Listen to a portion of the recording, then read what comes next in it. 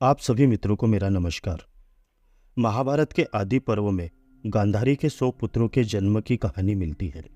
क्या महाभारत काल में स्त्रियां 100 पुत्रों को जन्म दे सकती थी, या फिर यह कोई प्राचीन वैज्ञानिक प्रणाली थी जिसके द्वारा कई संतानों को जन्म दिया जाता था, या फिर कई स्त्रियों से संबंध बनाकर संतान उत्पन्न की जाती थी? क्योंकि सामान्य स्त्रियों के लिए 100 संतानों को जन्म देना संभव नहीं है, तो क्या गांधारी सामान्य स्त्रियों जैसी नहीं थी? चलिए जानते हैं धृतराष्ट्र और गांधारी के 100 पुत्रों के जन्म की कहानी। वैशंपायन जी कहते हैं, एक बार महर्षि व्यास हस्तिनापुर में गांधारी के पास आए। गांधारी ने व्यास जी की सेवा करके उन्हें बहुत संतुष्ट कर दिया। तब गांधारी से व्यास जी ने वर मांगने को कहा। गांधारी ने अपने पति के समान ही 100 पुत्र होने का वर मांग लिया। इससे समय आने पर उसने गर्भ धारण किया। वह गर्भ 2 वर्ष तक पेट में ही रुका रहा।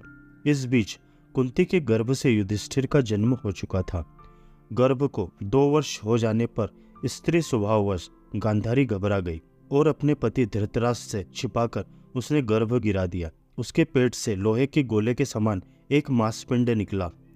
2 वर्ष पेट में रहने के बाद भी उसका यह कड़कपन देखकर गांधारी ने उसे फेंक देने का विचार किया।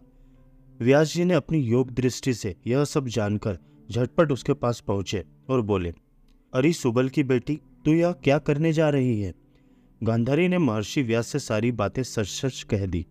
उसने कहा, भगवान, आपके आशीर्वाद से गर्भ तो मुझे कुंती से पहले ही रहा, परंतु संतान कुंती को ही पहले हुई।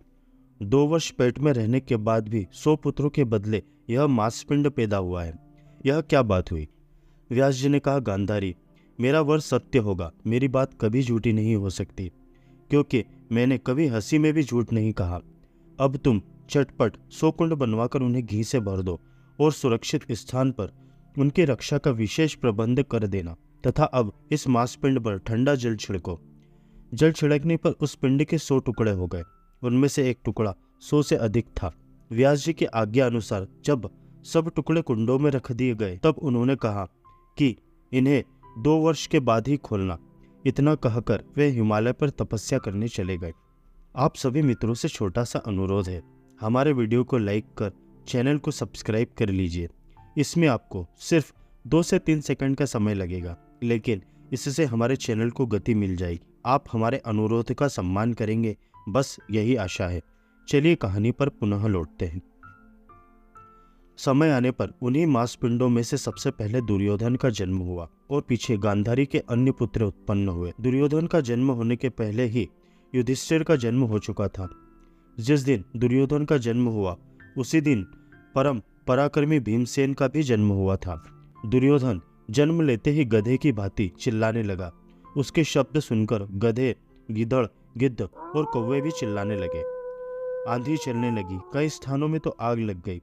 इन उपद्रवों से भयभीत होकर धृतराष्ट्र ने ब्राह्मण, भीष्म, विदुर आदि सगे संबंधियों तथा कुरुकुल के श्रेष्ठ पुरुषों को बुलवाया और कहा, हमारे वंश में पांडुनंदन युधिष्ठिर ज्येष्ठ राजकुमार हैं। उन्हें तो उनके गुणों के कारण राज्य मिलेगा ही। इस संबंध में मुझे कुछ नहीं कहना है। युधिष्ठिर के बाद मेरे इस पुत्र को राज्य मिलेगा या नहीं, यह बात आप मुझे बतलाइए। अभी उनकी बात पूरी भी नहीं हुई थी कि मांसभोजी जंतु, गीदड़ आदि चिल्लाने लगे। इन अमंगल सूचक अपशकुनों को देखकर ब्राह्मणों के साथ विदुर जी ने कहा, आपके इस ज्येष्ठ पुत्र के जन्म के समय जैसे अशुभ लक्षण प्रकट हो रहे हैं, इनसे तो मालूम होता है कि आपका यह पुत्र कुल का नाश करने वाला होगा। इसलिए इसे त्याग देने में ही शांति है। इसका पालन करने पर दुखी उठाना पड़ेगा। यदि आप अपने कुल का कल्याण चाहते हैं तो 100 में से एक कम ही सही, ऐसा समझकर इसे त्याग दीजिए और अपने कुल तथा सारे जगत का कल्याण कीजिए। शास्त्र स्पष्ट शब्दों में कहते हैं कि कुल के लिए एक मनुष्य का, गांव के लिए एक कुल का, देश के लिए गांव का और आत्म कल्याण के लिए सारी पृथ्वी का परित्याग कर देना चाहिए।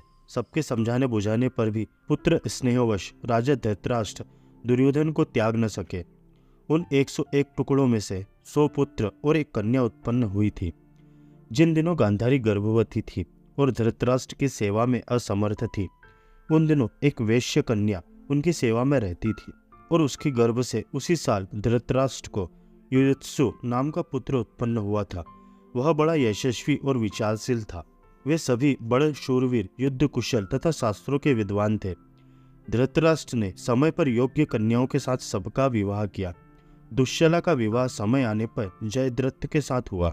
मित्रों, गांधारी के 100 पुत्रों का जन्म जिस प्रणाली से हुआ, शायद आज के समय में वो IVF प्रणाली से मेल खाती है। मित्रों, आपको क्या लगता है? कमेंट करके बतलाइएगा। धन्यवाद।